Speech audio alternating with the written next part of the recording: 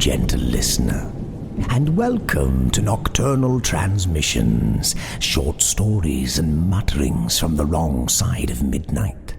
The fortnightly podcast that brings you spirited renditions of dark tales, both old and new, performed by voice artist Kristin Holland. This episode, we bring you part one of our two-part production of H P Lovecraft's immortal tale of cosmic existential dread, The Call of Cthulhu. However, before we begin, I wish to thank you, our kind supporters, for taking an interest in our humble podcast. Every one of you who subscribes and, even better, leaves us a 5-star review helps us enormously in our mission to worm our way into the hearts and minds of the bewildered denizens of this, our tiny, blue, doomed planet. Speaking of which, without further ado, Nocturnal Transmissions is proud to present H P Lovecraft's The Call of Cthulhu.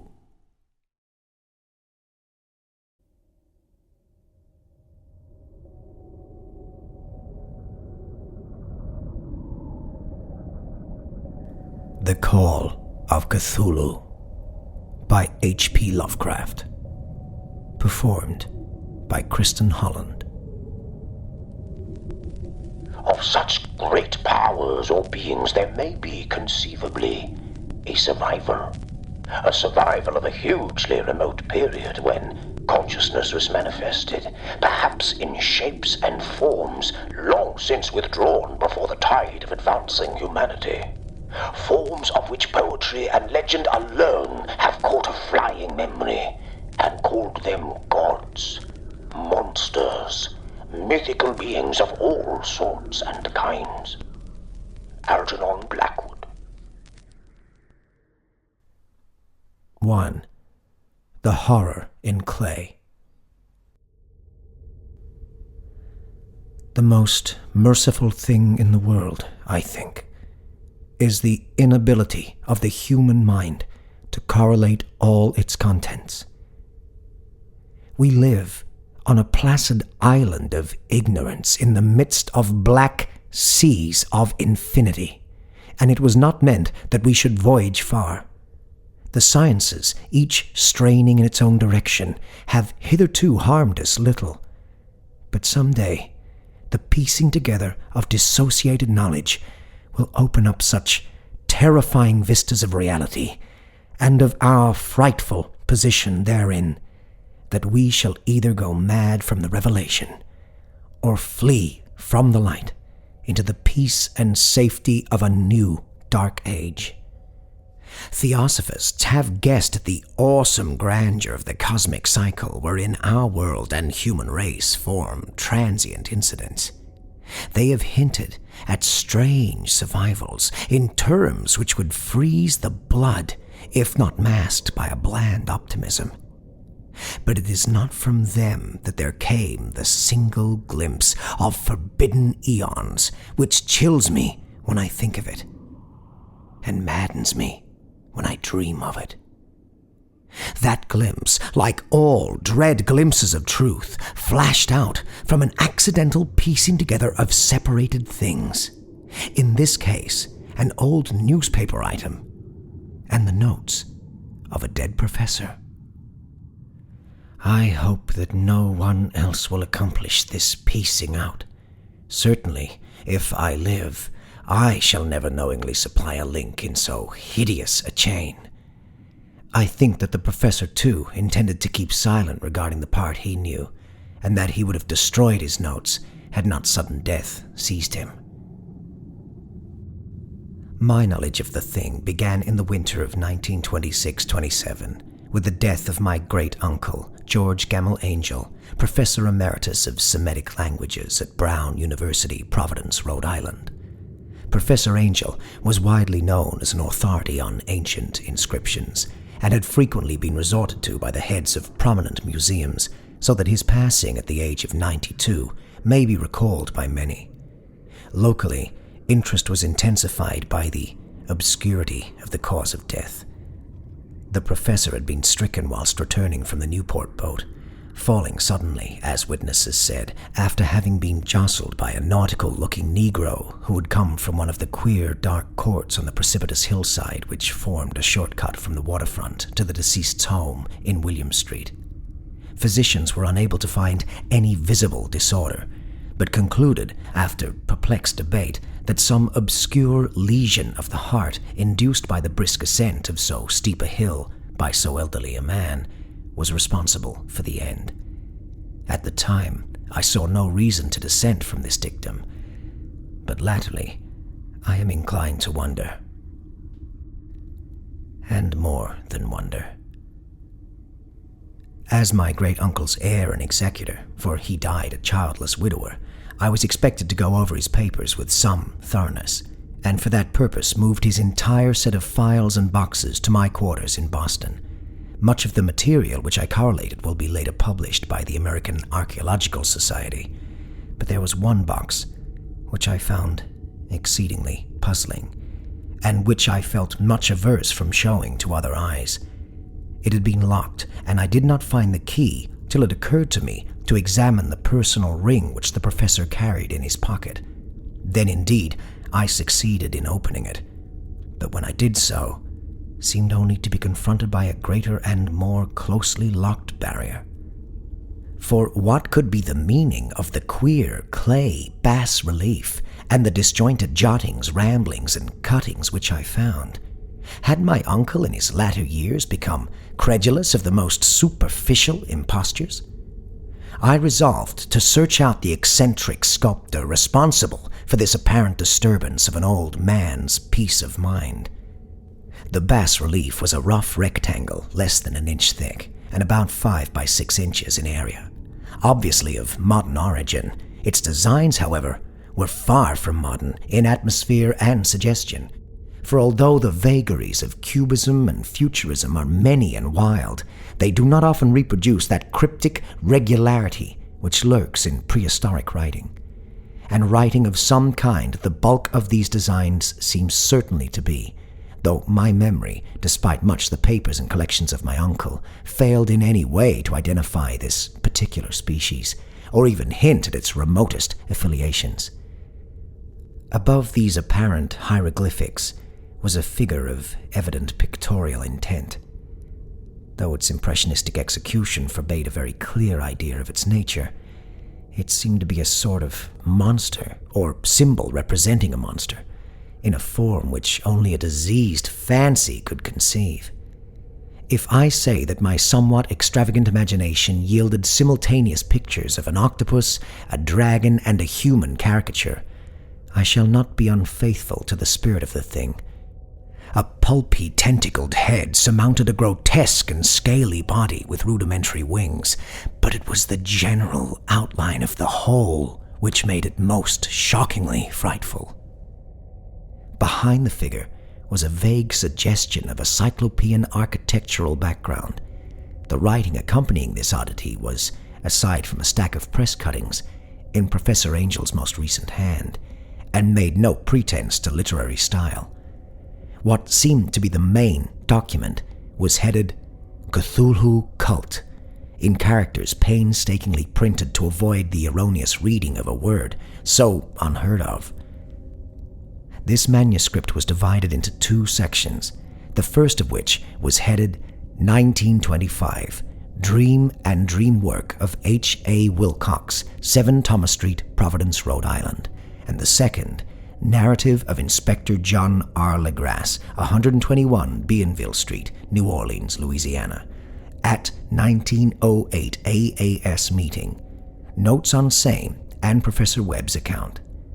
The other manuscript papers were brief notes, some of them accounts of the queer dreams of different persons, some of them citations from theosophical books and magazines, notably W. Scott Eliot's Atlantis and the Lost Lemuria, and the rest comments on long-surviving secret societies and hidden cults, with references to passages in such mythological and anthropological source books as Fraser's Golden Bough and Miss Murray's Witch Cult in Western Europe.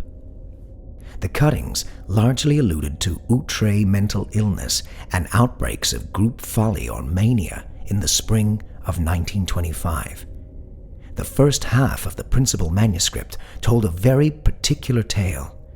It appears that on March 1st, 1925, a thin, dark young man of neurotic and excited aspect had called upon Professor Angel bearing the singular clay bas-relief, which was then exceedingly damp and fresh. His card bore the name of Henry Anthony Wilcox, and my uncle had recognized him as the youngest son of an excellent family slightly known to him, who had latterly been studying sculpture at the Rhode Island School of Design and living alone at the Fleur-de-Lis building near that institution. Wilcox was a precocious youth of known genius but great eccentricity, and had from childhood excited attention through the strange stories and odd dreams he was in the habit of relating. He called himself psychically hypersensitive, but the staid folk of the ancient commercial city dismissed him as merely queer. Never mingling much with his kind, he had dropped gradually from social visibility, and was now known only to a small group of aesthetes from other towns. Even the Providence Art Club, anxious to preserve its conservatism, had found him quite hopeless. On the occasion of the visit, ran the professor's manuscript, the sculptor abruptly asked for the benefit of his host's archaeological knowledge in identifying the hieroglyphics of the bas-relief. He spoke in a dreamy, stilted manner, which suggested pose and alienated sympathy, and my uncle showed some sharpness in replying, for the conspicuous freshness of the tablet implied kinship with anything but archaeology. Young Wilcox's rejoinder, which impressed my uncle enough to make him recall and record it verbatim, was of a fantastically poetic cast, which must have typified his whole conversation, and which I have since found highly characteristic of him. He said, "It is new indeed, for I made it last night in a dream of strange cities, and dreams are older than brooding Tyre or the contemplative Sphinx or garden-girdled Babylon."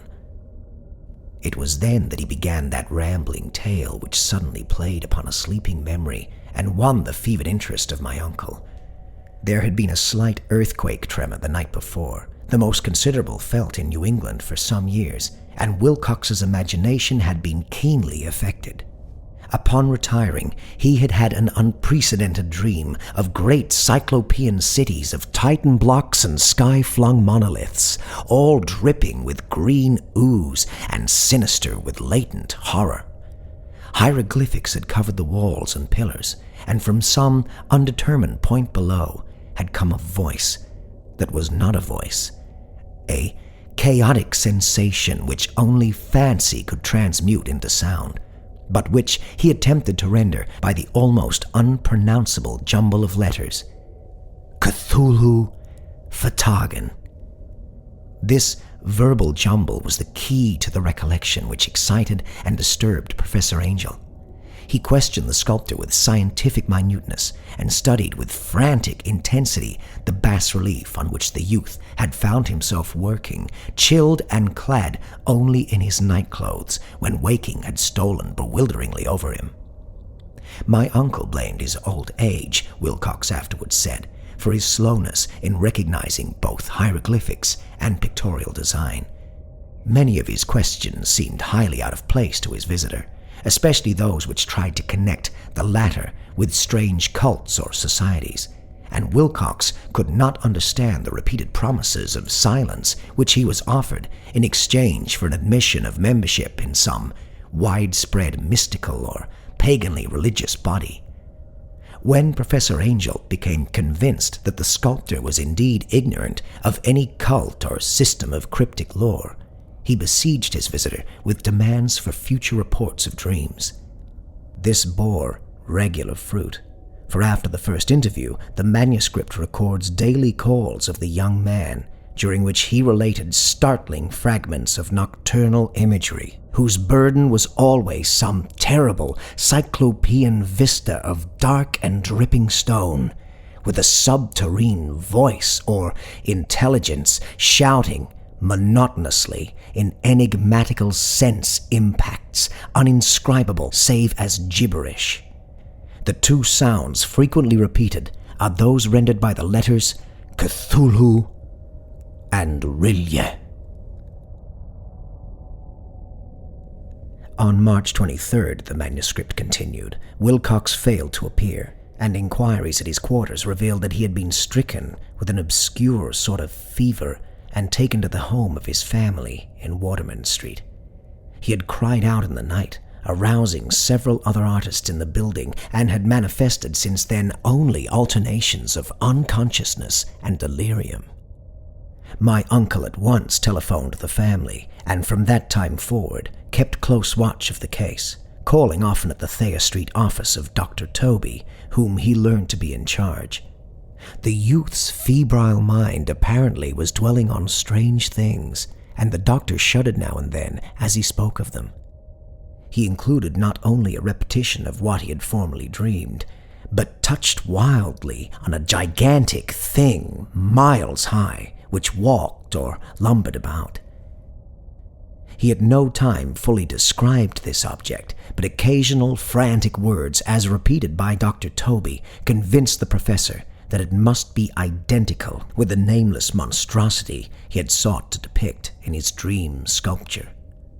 Reference to this object, the doctor added, was invariably a prelude to the young man's subsidence into lethargy. His temperature, oddly enough, was not greatly above normal, but the whole condition was otherwise such as to suggest true fever rather than mental disorder. On April 2nd, at about 3 p.m., every trace of Wilcox's malady suddenly ceased. He sat upright in bed, astonished to find himself at home, and completely ignorant of what had happened in dream or reality since the night of March 22nd. Pronounced well by his physician, he returned to his quarters in 3 days, but to Professor Angel he was of no further assistance. All traces of strange dreaming had vanished with his recovery, and my uncle kept no record of his night thoughts after a week of pointless and irrelevant accounts of thoroughly usual visions. Here the first part of the manuscript ended, but references to certain of the scattered notes gave me much material for thought. So much, in fact, that only the ingrained skepticism then forming my philosophy can account for my continued distrust of the artist. The notes in question were those descriptive of the dreams of various persons covering the same period as that in which young Wilcox had had his strange visitations. My uncle, it seems, had quickly instituted a prodigiously far-flung body of inquiries amongst nearly all the friends whom he could question without impertinence, asking for nightly reports of their dreams and the dates of any notable visions for some time past. The reception of his request seems to have varied, but he must at the very least have received more responses than any ordinary man could have handled without a secretary. This original correspondence was not preserved, but his notes formed a thorough and really significant digest. Average people in society and business, New England's traditional salt of the earth, gave an almost completely negative result, though scattered cases of uneasy but formless nocturnal impressions appear here and there, always between March 23rd and April 2nd, the period of young Wilcox's delirium. Scientific men were little more affected, though 4 cases of vague description suggest fugitive glimpses of strange landscapes, and in one case there is mentioned a dread of something abnormal. It was from the artists and poets that the pertinent answers came, and I know that panic would have broken loose had they been able to compare notes. As it was, lacking their original letters, I half suspected the compiler of having asked leading questions or having edited the correspondence in corroboration of what he had latently resolved to see. That is why I continued to feel that Wilcox, somehow cognizant of the old data which my uncle had possessed, had been imposing on the veteran scientist. These responses from aesthetes told disturbing tale. From February 28th to April 2nd, a large proportion of them had dreamed very bizarre things. the intensity of the dreams being immeasurably the stronger during the period of the sculptor's delirium. Over a fourth of those who reported anything reported scenes and half-sounds not unlike those which Wilcox had described, and some of the dreamers confessed acute fear of the gigantic, nameless thing visible toward the last. One case, which the note describes with emphasis, was very sad. The subject, a widely known architect with leanings towards theosophy and occultism, went violently insane on the date of young Wilcox's seizure, and expired several months later after incessant screaming to be saved from some escaped denizen of hell. Had my uncle referred to these cases by name instead of merely by number, I should have attempted some corroboration and personal investigation. But as it was, I succeeded in tracing down only a few. All of these, however, bore out the notes in full. I have often wondered if all the objects of the professor's questioning felt as puzzled as did this fraction. It is well that no explanation shall ever reach them. The press cuttings, as I have intimated, touched on cases of panic, mania, and eccentricity during the given period. Professor Angel must have employed a cutting bureau, for the number of extracts was tremendous, and the sources scattered throughout the globe. Here was a nocturnal suicide in London, where a lone sleeper had leaped from a window after a shocking cry. Here, likewise, a rambling letter to the editor of a paper in South America, where a fanatic deduces a dire future from visions he has seen.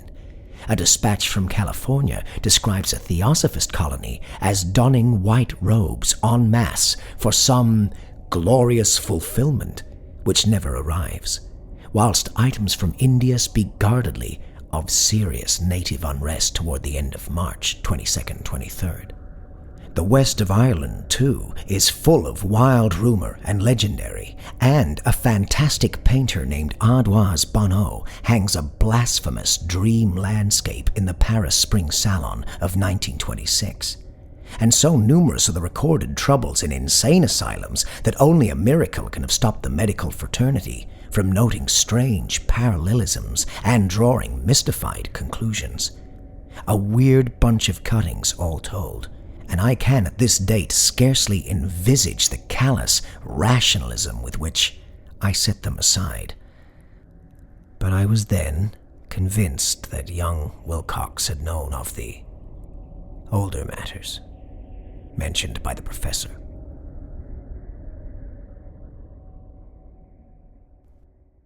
Two, the tale of Inspector Legrasse.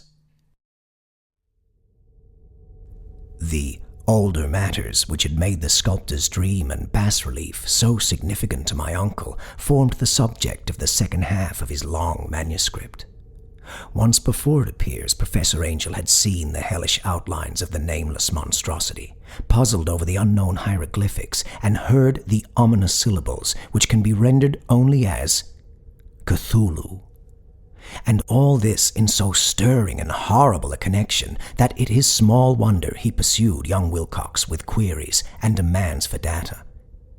This earlier experience had come in 1908, 17 years before, when the American Archaeological Society held its annual meeting in St. Louis. Professor Angel, as befitted one of his authority and attainments, had had a prominent part in all the deliberations, and was one of the first to be approached by the several outsiders who took advantage of the convocation to offer questions for correct answering and problems for expert solution. The chief of these outsiders, and in a short time the focus of interest for the entire meeting, was a commonplace-looking middle-aged man who had traveled all the way from New Orleans for certain special information unobtainable from any local source. His name was John Raymond Legrasse, and he was by profession an inspector of police. With him he bore the subject of his visit, a grotesque, repulsive, and apparently very ancient stone statuette, whose origin he was at a loss to determine. It must not be fancied that Inspector Legrasse had the least interest in archaeology. On the contrary, his wish for enlightenment was prompted by purely professional considerations. The statuette, idol, fetish, or whatever it was, had been captured some months before in the wooded swamps south of New Orleans during a raid on a supposed voodoo meeting, and so singular and hideous were the rites connected with it that the police could not but realize that they had stumbled on a dark cult totally unknown to them and infinitely more diabolic than even the blackest of the African voodoo circles. Of its origin, apart from the erratic and unbelievable tales extorted from the captured members, absolutely nothing was to be discovered. Hence the anxiety of the police for any antiquarian lore which might help them to place the frightful symbol and through it track down the cult to its fountainhead. Inspector Legrasse was scarcely prepared for the sensation which his offering created. One sight of the thing had been enough to throw the assembled men of science into a state of tense excitement, and they lost no time in crowding around him to gaze at the diminutive figure whose utter strangeness and air of genuinely abysmal antiquity hinted so potently at unopened and archaic vistas. No recognized school of sculpture had animated this terrible object, yet centuries and even thousands of years seemed recorded in its dim and greenish surface of unplaceable stone. The figure, which was finally passed slowly from man to man for close and careful study, was between 7 and 8 inches in height, and of exquisitely artistic workmanship. It represented a monster of vaguely anthropoid outline, but with an octopus-like head whose face was a mass of feelers, a scaly, rubbery-looking body, prodigious claws on hind and forefeet, and long, narrow wings behind. This thing, which seemed instinct with a fearsome and unnatural malignancy, was of a somewhat bloated corpulence, and squatted evilly on a rectangular block or pedestal covered with undecipherable characters. The tips of the wings touched the back edge of the block, the seat occupied the center, whilst the long, curved claws of the doubled-up, crouching hind legs gripped the front edge and extended a quarter of the way down toward the bottom of the pedestal. The cephalopod head was bent forward so that the ends of the facial feelers brushed the backs of huge forepaws which clasped the croucher's elevated knees. The aspect of the whole was abnormally lifelike, and the more subtly fearful because its source was so totally unknown. Its vast, awesome, and incalculable age was unmistakable, yet not one link did it show with any known type of art belonging to civilization's youth, or indeed to any other time. Totally separate and apart, its very material was a mystery, for the soapy, greenish-black stone with its golden or iridescent flecks and striations resembled nothing familiar to geology or mineralogy. The characters along the base were equally baffling, and no member present, despite a representation of half the world's expert learning in this field, could form the least notion of even their remotest linguistic kinship. They, like the subject and material, belonged to something horribly remote and distinct from mankind as we know it. Something frightfully suggestive of old and unhallowed cycles of life in which our world and our conceptions have no part. And yet, as the members severally shook their heads and confessed defeat at the inspector's problem, there was one man in that gathering who suspected a touch of bizarre familiarity in the monstrous shape and writing, and who presently told with some diffidence of the odd trifle he knew. This person was the late William Channing Webb, professor of anthropology in Princeton University and an explorer of no slight note.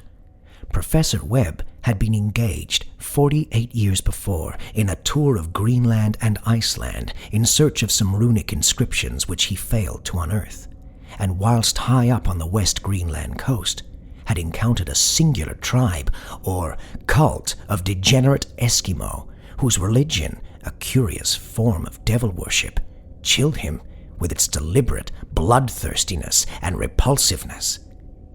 It was a faith of which other Eskimo knew little, and which they mentioned only with shudders, saying that it had come down from horribly ancient eons before ever the world was made.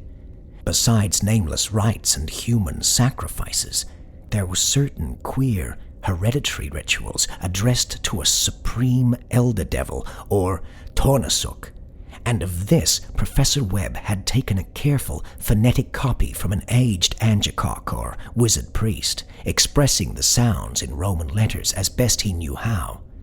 But just now, of prime significance was the fetish which this cult had cherished, and around which they danced when the aurora leaped high over the ice cliffs. It was, the professor stated, a very crude bas-relief of stone, comprising a hideous picture and some cryptic writing, and so far as he could tell, it was a rough parallel in all essential features of the bestial thing now lying before the meeting. This data, received with suspense and astonishment by the assembled members, proved doubly exciting to Inspector Legrasse, and he began at once to ply his informant with questions. Having noted and copied an oral ritual among the swamp cult worshippers his men had arrested, he besought the professor to remember, as best he might, the syllables taken down amongst the diabolist Eskimo. There then followed an exhaustive comparison of details, and a moment of really awed silence, when both detective and scientist agreed on the virtual identity of the phrase common to two hellish rituals so many worlds of distance apart. What in substance both the Eskimo wizards and the Louisiana swamp priests had chanted to their kindred idols was something very like this, the word divisions being guessed at from traditional breaks in the phrase as chanted aloud. Fnglui, Maglunaf, Cthulhu, Rilye, Wagnagal, Fatagan. Legrasse had 1 point in advance of Professor Webb, for several among his mongrel prisoners had repeated to him what older celebrants had told them the words meant. This text, as given, ran something like this. In his house at Rilye, dead Cthulhu waits, dreaming. And now, in response to a general and urgent demand, Inspector Legrasse related as fully as possible his experience with the swamp worshippers, telling a story to which I could see my uncle attached profound significance. It savored of the wildest dreams of mythmaker and theosophist, and disclosed an astonishing degree of cosmic imagination among such half-castes and pariahs as might be least expected to possess it. On November 1st, 1907, there had come to the New Orleans police a frantic summons from the swamp and lagoon country to the south.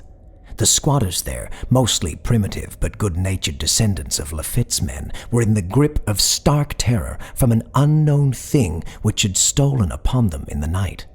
It was voodoo, apparently, but voodoo of a more terrible sort than they had ever known, and some of their women and children had disappeared since the malevolent tom-tom had begun its incessant beating far within the black haunted woods where no dweller ventured.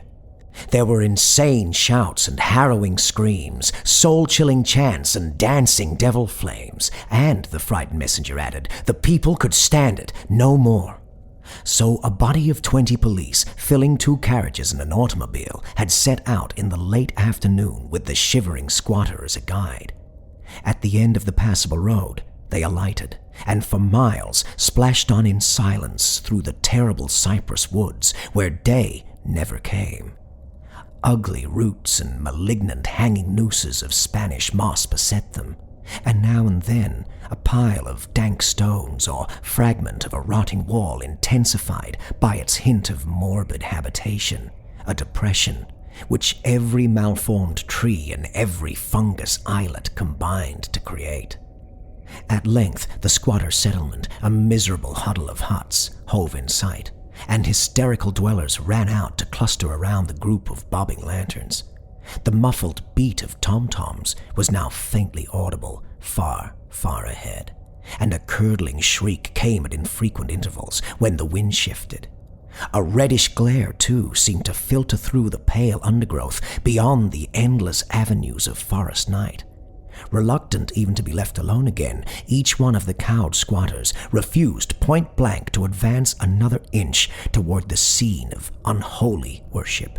So Inspector Legrasse and his 19 colleagues plunged on, unguided, into black arcades of horror that none of them had ever trod before.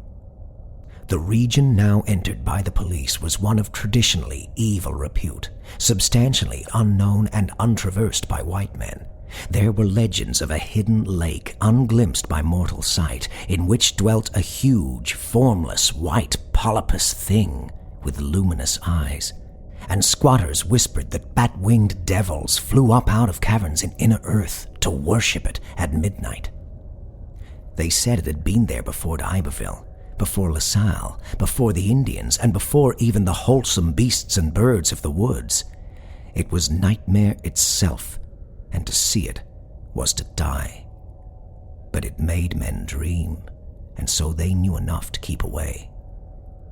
The present voodoo orgy was indeed on the merest fringe of this abhorred area, but that location was bad enough. Hence, perhaps, the very place of the worship had terrified the squatters more than the shocking sounds and incidents.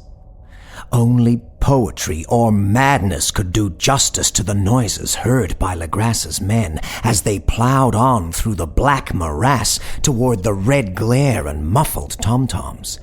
There are vocal qualities peculiar to men and vocal qualities peculiar to beasts, and it is terrible to hear the one when the source should yield the other. Animal fury and orgiastic license here whipped themselves to demoniac heights by howls and squawking ecstasies that tore and reverberated through those nighted woods like pestilential tempests from the gulfs of hell. Now and then, the less organized ululation would cease, and from what seemed a well-drilled chorus of hoarse voices would rise in sing-song chant that hideous phrase or ritual: Fununglui, Mgluanaf, Cthulhu, Rilye, Waganagel, Fatagen.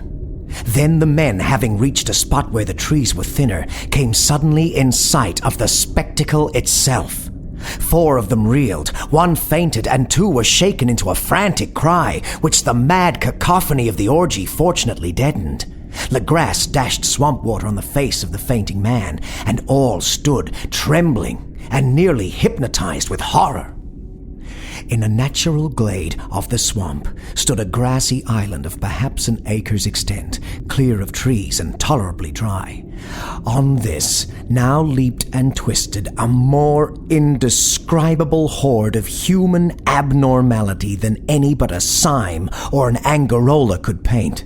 Void of clothing, this hybrid spawn were braying, bellowing, and writhing about a monstrous, ring-shaped bonfire, in the center of which, revealed by occasional rifts in the curtain of flame, stood a great granite monolith some 8 feet in height, on top of which, incongruous in its diminutiveness, rested the noxious, carven statuette. From a wide circle of 10 scaffolds set up at regular intervals with the flame-girt monolith as a center, hung head downward the oddly marred bodies of the helpless squatters who had disappeared. It was inside this circle that the ring of worshippers jumped and roared, the general direction of the mass motion being from left to right in endless bacchanal between the ring of bodies and the ring of fire. It may have been only imagination, and it may have been only echoes which induced one of the men, an excitable Spaniard, to fancy he heard antiphonal responses to the ritual from some far and unillumined spot deeper within the wood of ancient legendary and horror. This man, Joseph T. Galvez, I later met and questioned, and he proved distractingly imaginative.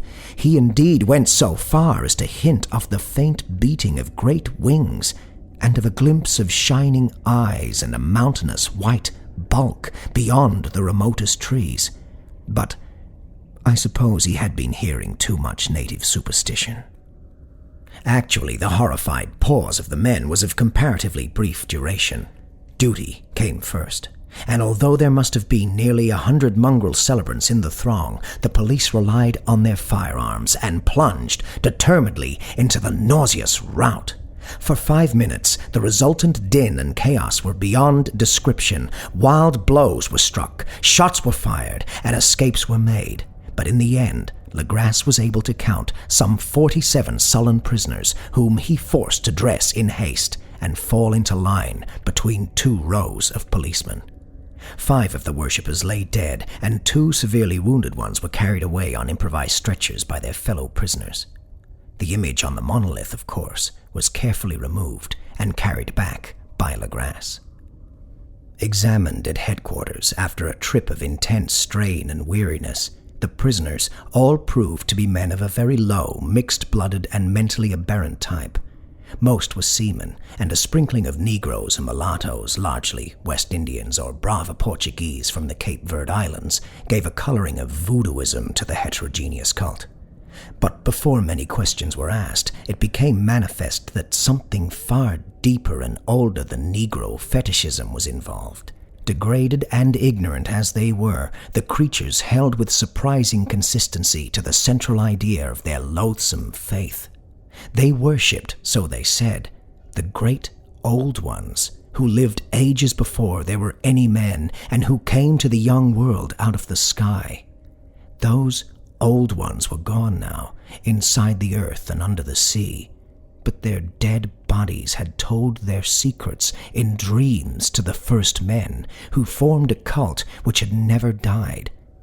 This was that cult, and the prisoners said it had always existed and always would exist, hidden in distant wastes and dark places all over the world until the time when the great priest CTHULHU, from his dark house in the mighty city of Rilye under the waters, should rise and bring the earth again beneath his sway.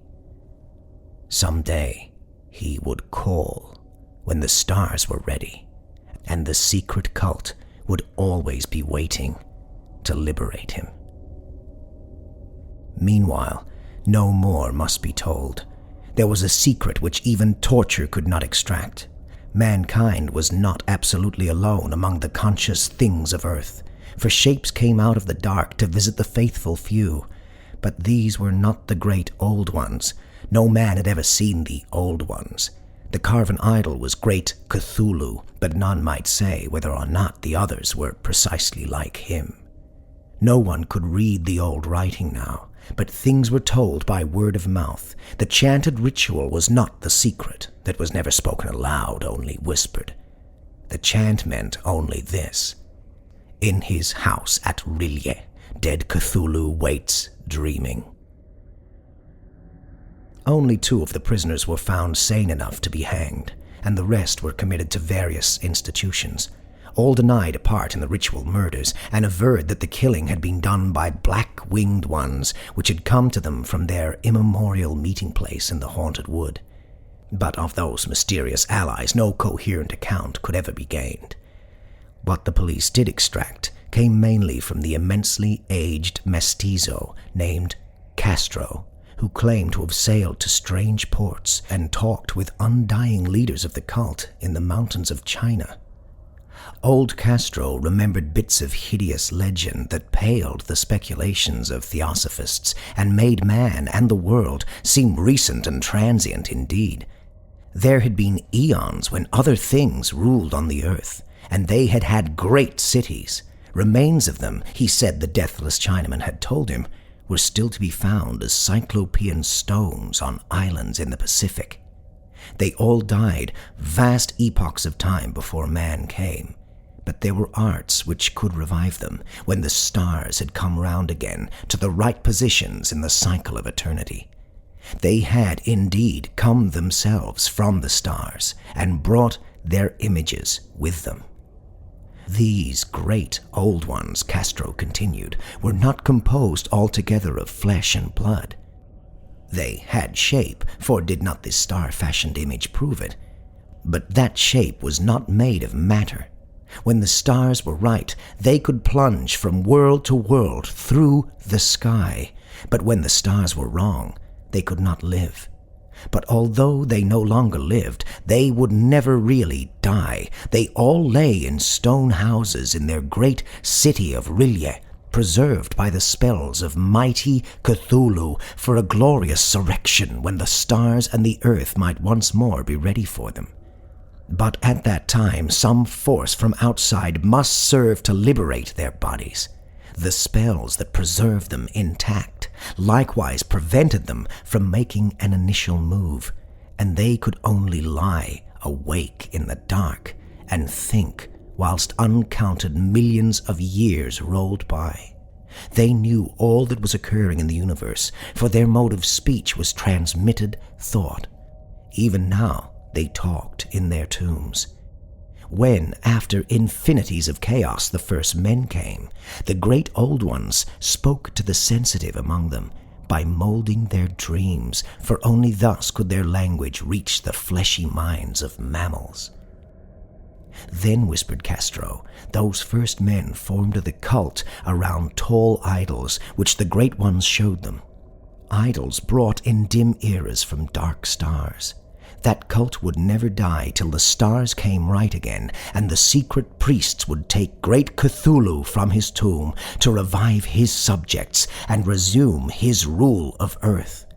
The time would be easy to know, for then mankind would have become as the great old ones, free and wild and beyond good and evil, with laws and morals thrown aside, and all men shouting and killing and reveling in joy.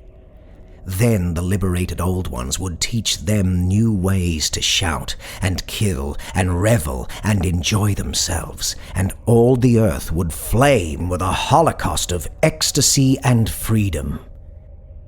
Meanwhile, the cult, by appropriate rites, must keep alive the memory of those ancient ways and shadow forth the prophecy of their return. In the elder time, chosen men had talked with the entombed old ones in dreams. But then something happened. The great stone city Rilye, with its monoliths and sepulchres, had sunk beneath the waves, and the deep waters, full of the one primal mystery through which not even thought can pass, had cut off the spectral intercourse. But memory never died, and the high priest said that the city would rise again when the stars were right. Then came out of the earth the black spirits of earth, mouldy and shadowy, and full of dim rumors picked up in caverns beneath forgotten sea bottoms. But of them old Castro dared not speak much. He cut himself off hurriedly, and no amount of persuasion or subtlety could elicit more in this direction. The size of the old ones, too, he curiously declined to mention. Of the cult, he said that he thought the center lay amid the pathless desert of Arabia, where Irem, the city of pillars, dreams hidden and untouched. It was not allied to the European witch cult, and was virtually unknown beyond its members. No book had ever really hinted of it, though the deathless Chinaman said that there were double meanings in the Necronomicon of the mad Arab Abdul al-Hazred, which the initiated might read as they chose, especially the much-discussed couplet, "That is not dead which can eternal lie, and with strange eons even death may die." Legrasse, deeply impressed and not a little bewildered, had inquired in vain concerning the historic affiliations of the cult. Castro, apparently, had told the truth when he said that it was wholly secret. The authorities at Tulane University could shed no light upon either cult or image, and now the detective had come to the highest authorities in the country and met with no more than the Greenland tale of Professor Webb. The feverish interest aroused at the meeting by Legrasse's tale, corroborated as it was by the statuette, is echoed in the subsequent correspondence of those who attended, although scant mention occurs in the formal publications of the Society. Caution is the first care of those accustomed to face occasional charlatanry and imposture. Legrasse for some time lent the image to Professor Webb, but at the latter's death it was returned to him, and remains in his possession, where I viewed it not long ago. It is truly a terrible thing, and unmistakably akin to the dream sculpture of young Wilcox. That my uncle was excited by the tale of the sculptor, I did not wonder. For what thoughts must arise upon hearing, after a knowledge of what Legrasse had learned of the cult, of a sensitive young man who had dreamed not only the figure and exact hieroglyphics of the swamp-found image and the Greenland devil tablet, but had come in his dreams upon at least 3 of the precise words of the formula uttered alike by Eskimo diabolists and mongrel Louisianans. Professor Angel's instant start on an investigation of the utmost thoroughness was eminently natural, though privately I suspected young Wilcox of having heard of the cult in some indirect way, and of having invented a series of dreams to heighten and continue the mystery at my uncle's expense. The dream narratives and cuttings collected by the professor were, of course, strong corroboration, but the rationalism of my mind and the extravagance of the whole subject led me to adopt what I thought the most sensible conclusions. So, after thoroughly studying the manuscript again and correlating the theosophical and anthropological notes with the cult narrative of Legrasse, I made a trip to Providence to see the sculptor and give him the rebuke I thought proper for so boldly imposing upon a learned and aged man. Wilcox still lived alone in the Fleur-de-Lis building in Thomas Street, a hideous Victorian imitation of 17th century Breton architecture which flaunts its stuccoed front amidst the lovely colonial houses on the ancient hill, and under the very shadow of the finest Georgian steeple in America. I found him at work in his rooms, and at once conceded from the specimens scattered about that his genius is, indeed, profound and authentic. He will, I believe, sometime be heard from as one of the great decadents, for he has crystallized in clay and will one day mirror in marble those nightmares and fantasies which Arthur Machen evokes in prose and Clark Ashton Smith makes visible in verse and in painting. Dark, frail, and somewhat unkempt in aspect, he turned languidly at my knock and asked me my business without rising. Then I told him who I was. He displayed some interest, for my uncle had excited his curiosity in probing his strange dreams, yet had never explained the reason for the study. I did not enlarge his knowledge in this regard, but sought with some subtlety to draw him out. In a short time I became convinced of his absolute sincerity, for he spoke of the dreams in a manner none could mistake. They and their subconscious residuum had influenced his art profoundly, and he showed me a morbid statue whose contours almost made me shake with the potency of its black suggestion. He could not recall having seen the original of this thing except in his own dream bas-relief, but the outlines had formed themselves insensibly under his hands. It was, no doubt, the giant shape he had raved of in delirium. That he really knew nothing of the hidden cult, save from what my uncle's relentless catechism had let fall, he soon made clear, and again I strove to think of some way in which he could possibly have received the weird impressions. He talked of his dreams in a strangely poetic fashion, making me see with terrible vividness the damp, cyclopean city of slimy green stone, whose geometry, he oddly said, was all wrong, and hear with frightened expectancy the ceaseless, half-mental calling from underground, "Cthulhu Fhtagn, Cthulhu Fhtagn." These words had formed part of that dread ritual which told of dead Cthulhu's dream vigil in his stone vault at R'lyeh, and I felt deeply moved despite my rational beliefs. Wilcox, I was sure, had heard of the cult in some casual way, and had soon forgotten it amidst the mass of his equally weird reading and imagining. Later, by virtue of its sheer impressiveness, it had found subconscious expression in dreams, in the bas-relief, and in the terrible statue I now beheld, so that his imposture upon my uncle had been a very innocent one. The youth was of a type at once slightly affected and slightly ill-mannered, which I could never like, but I was willing enough now to admit both his genius and his honesty. I took leave of him amicably and wish him all the success his talent promises. The matter of the cult still remained to fascinate me, and at times I had visions of personal fame from researches into its origin and connections. I visited New Orleans, talked with Legrasse and others of that old-time raiding party, saw the frightful image, and even questioned such of the mongrel prisoners as still survived. Old Castro, unfortunately, had been dead for some years. What I now heard so graphically at first hand, though it was really no more than a detailed confirmation of what my uncle had written, excited me afresh, for I felt sure that I was on the track of a very real, very secret, and very ancient religion, whose discovery would make me an anthropologist of note. My attitude was still one of absolute materialism, as I wish it still were, and I discounted with almost inexplicable perversity the coincidence of the dream notes and odd cuttings collected by Professor Angel.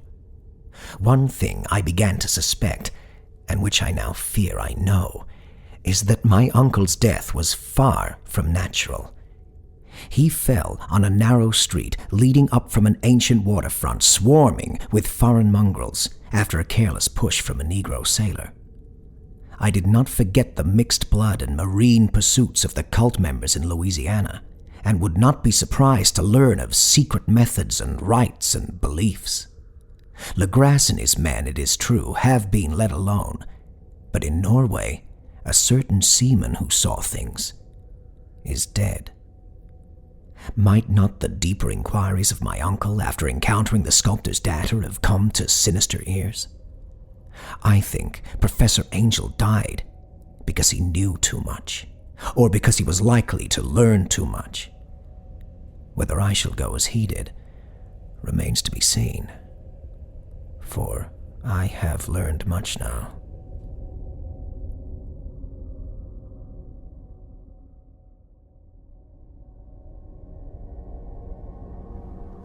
The Call of Cthulhu will conclude next episode. If you would like to find out more about H P Lovecraft or any of the other authors we've featured here on the podcast, please visit nocturnaltransmissions.com.au. All non-public domain stories are featured with the permission of the authors. All voices and production are concocted by Kristin Holland. Please share Nocturnal Transmissions with your friends, or your enemies for that matter. Such small acts of kindness can help to lull your nemesis into a false sense of security, and thereby facilitate the slow process of concocting their undoing. I do hope you and your friends can join us next time. Until then, as always, watch the skies, fear the dark, and don't trust anyone, especially yourself. Good night, gentle listener.